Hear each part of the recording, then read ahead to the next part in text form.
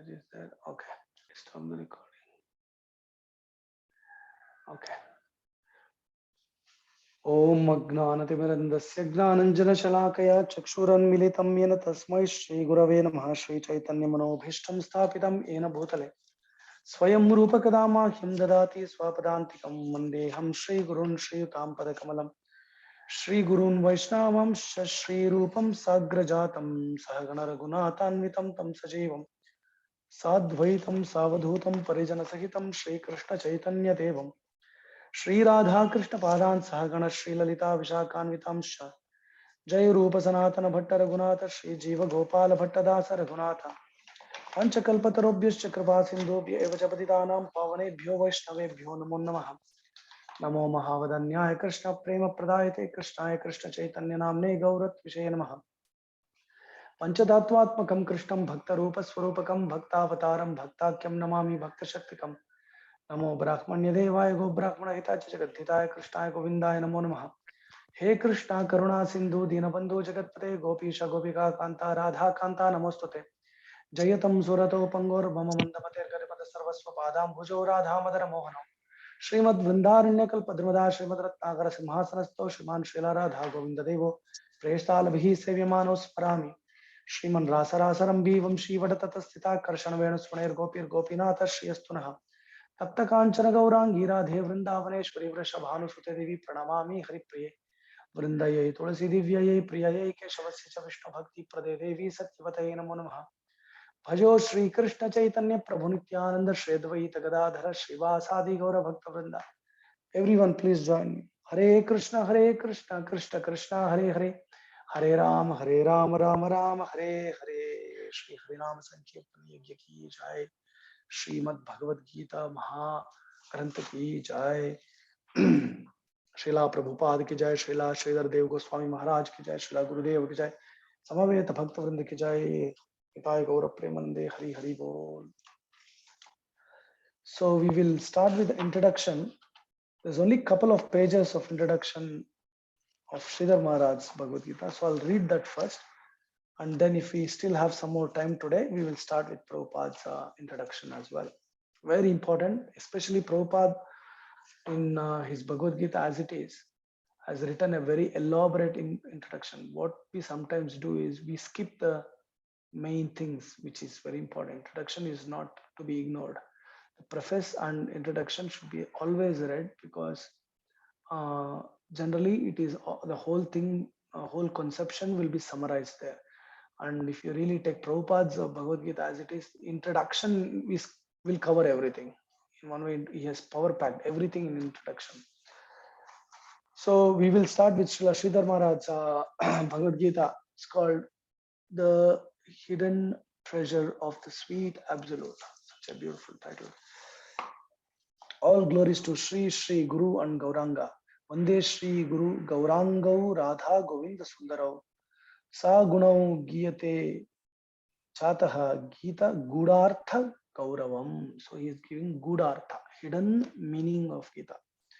Bowing down to the holy feet of Sri Guru, Sri Gauranga and Sri Radha Govinda Sundara. These are his deities. All accompanied by their associates, I shall sing the great glory of the hidden treasure of Srimad Bhagavad Gita. The Srimad Bhagavad Gita is well known by the learned. Therefore, some explanation of the procedure adopted by this edition's editor must initially be given. The editor belongs to the school of thought descending in disciplic line from Sri Chaitanya Mahaprabhu. We will therefore distinguish that the present edition is based on the commentaries on Sri Gita as given by the preeminent exalted Sri Gaudiya Vaishnavacharyas, Sri Vishwanatha, Sri Baladeva, and Srila Bhaktivinoda Thakur. By the manifest grace of our worshipful spiritual master, Om Vishnupad Srila Bhakti Siddhanta Saraswati Goswami Prabhupada, and from hints given by the aforementioned great pure devotees, some new light has been shed herein, unfolding deeper meanings throughout the text. The devotional reader will appreciate this distinction, particularly in noting the purport of the 4 verses. These 4 verses are called as Chatushloki. Very important 4 verses of Bhagavad Gita. So 10.8 to 10.11, which were explained by Sri Vishwanath Chakravarti Thakur Prabhupada to be the 4 essential verses where the whole context is drawn. Generally, Sri Gita, known as an excellent study of the science of religion, the language of Sri Gita is simple and sweet. Its mood is grave, extensive, and fundamental. Its thought is brief, distinct, and impartial, and its logic is sound and natural. The prologue, epilogue, exposition, review, analysis, synthesis, art of presentation of Sri Gita is unprecedented, charming to the extreme. So you will notice that Srila Sridhar Maharaj's language is very aristocratic. Means it is like a poetry. At the same time, it's very deep as well. He uses a very high English language also. But if we get acquainted with his mood and with his teachings, we can appreciate it so much. It is nectar flowing in the ears. Guru Maharaj always said, every word spoken by Srila Sridhar Maharaj is like a sutra. It's like a formula. If you open that, it's great meaning behind it. It is like a chest, which is you have the key. When you open the chest, create wealth in there. Wealth is there in that chest. So from the atheist of grossly crude vision to the most elevated saint, the essential conceptions of all classes of philosophers are dealt with in clear and forceful logic. The fruitity worker means who is a karma kandi, means who performs certain actions so he can please demigods to be gaining a position to enjoy the results of it. What does it mean? So that is called karma yoga. Krishna actually teaches karma yoga, says that this is also one of the ways to basically uplift your consciousness.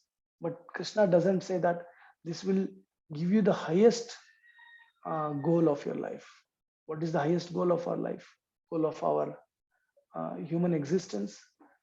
The highest goal is to gain a position to serve Krishna eternally. If we can establish a relationship with Krishna in his domain eternally, that is the success of life, and that is the highest. But karma yoga does not actually take us to that highest. Not all the roads, so many people say that, especially Mayavadis are acquainted with this kind of theories. All roads lead to the same destination. No, it doesn't. Even in this material world, not all roads will lead to the same destination. Many roads are there, of course, but each road will lead to its particular destination, not same destination, its particular destination. Of course, the destination which these roads of Gita will lead is high, no doubt in it. Means it is higher than what we can achieve without taking the shelter of Bhagavad Gita. So if we practice our lives by the instructions of Krishna, we can certainly uplift our lives. But it's up to us where we want to go. It's up to us. We all have different merits in this life. According to our sincerity, according to our effort, we will achieve the result of it.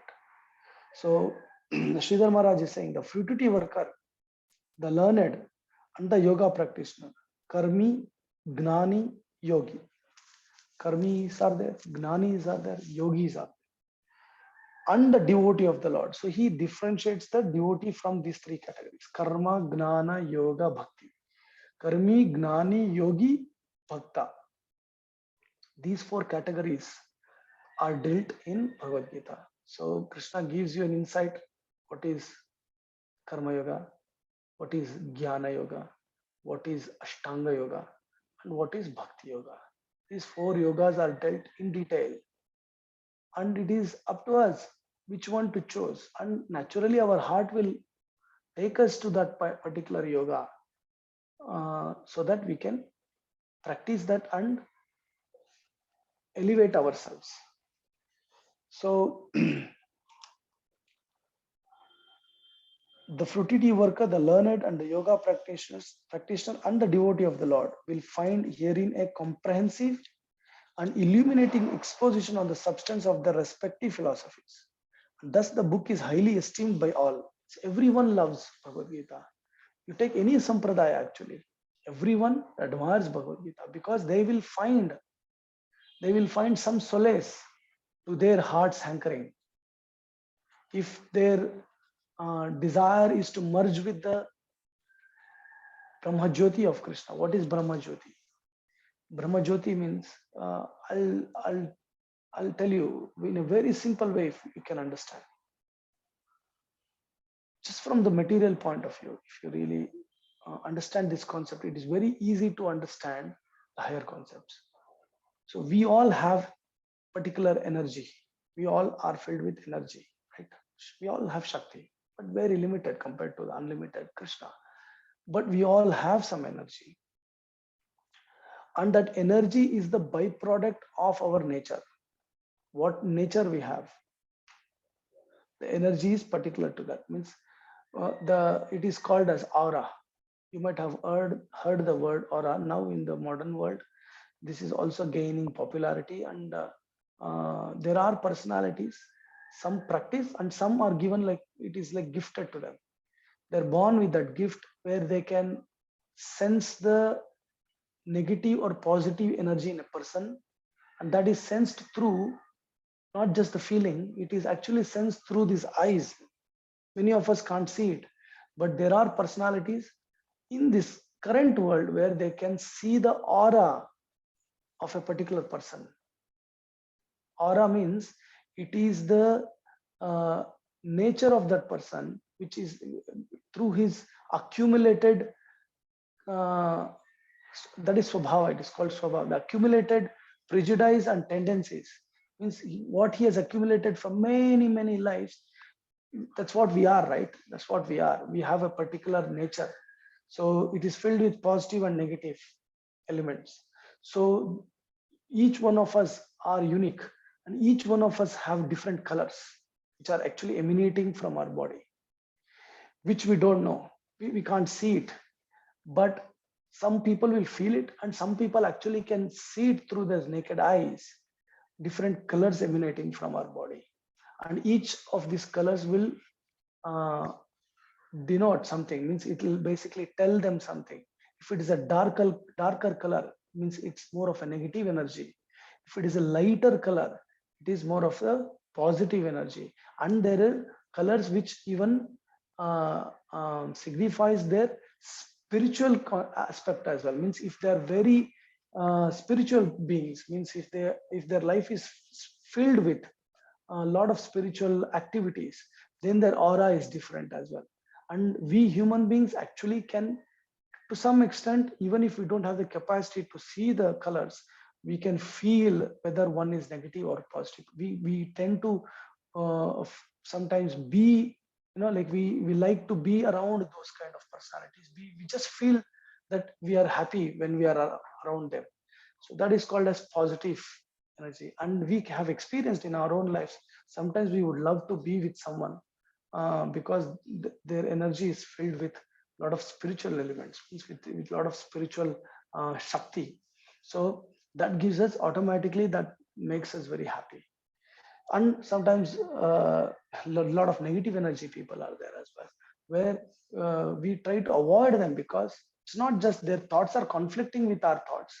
Sometimes two personalities, you might have seen, their thoughts are conflicting. Each will argue always, each will debate always, but they will like to be with each other, even though they don't agree with each other's views or statements. But they are always good friends. They're always being together because they both share the positive energies, which is nothing to do with our sometimes our understanding of so many things. It is something which is very hidden as well. So anyways, so I'm giving you this example because we as an infinitesimal, we are very finite, very finite. We are, what are we? Not even a dust compared to Krishna. It's like one particle of sun ray compared to sun. There is no comparison. If we can have our own aura like this, what can Krishna have? Who is perfect, who is absolute, who is omnipresent, omniscient, omnipotent, Sarvagata, Sarvashakta, Sarvavyapi. And he is the unlimited personality, he is infinite. What energy, and fully power packed with spiritual energy. His Shakti. Who is his Shakti? Hladini Shakti. His internal energy, spiritual energy. Anandamaya Bhashya means he is filled with the Anandam. Satchit Ananda he is in absolute form and unlimited form. So what can you imagine his aura? His Shakti means he, not just energy, it is just his aura which is coming out of his energy. Our aura is also coming out of the energy we have. So that is called Brahma Jyoti. Sometimes many of us, even the different religions, and within the Hindu sect, within the, I wouldn't use the word Hindu, I would use the, within the Vedic culture, many sampradayas are there. Within the Vedic tradition, there are followers of Shankaracharya, followers of Ramanujacharya, followers of Madhvacharya, followers of Nimbarakacharya. So many are there, followers of course, Mahaprabhu. All these people have tried to understand the absolute, um, and they have reached a particular level, no doubt in it. And according to their Bhagavad Gita, Krishna says, according to your degree of surrender, I open to you that much. So if one approaches supreme truth as a light, as a pocket of energy, as a spiritual aura, they will definitely end there, no doubt in it. They will get that, and that is the maximum extent they can go to, because that is their desire. They don't want anything more than that. And Krishna reciprocates through showing his Brahma Jyoti to them. It's called Brahma Jyoti. It is his Brahman effulgence.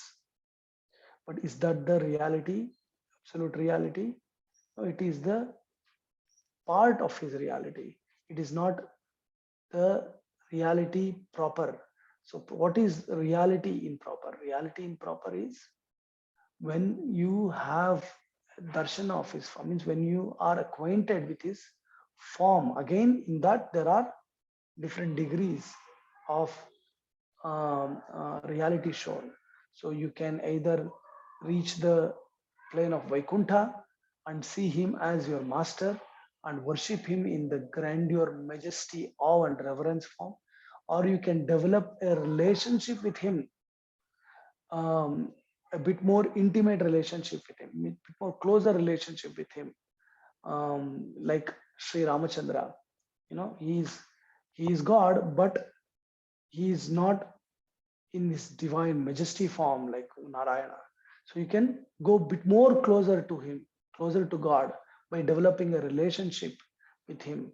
But even closer than that, you can develop is with Dwaraka Krishna, and more closer than that, and the most closer than that, sweeter, sweetest, where the infinite, where the supreme has forgotten his own divinity. That is called Yogamaya plane. He himself has no idea about his supremacy. He wants to be one among you. He wants to be controlled by you. Any other plane, he is the controller. Whereas there is a plane where he wants to play in your face.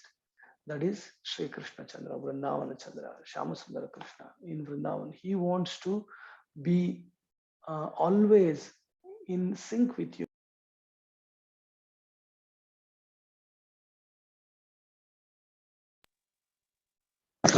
Comes my phones. Okay, can you hear me? Hello, Haribol. Haribol. Yes, Prabhu. Yes, we have you, Okay, Prabhu. okay, great.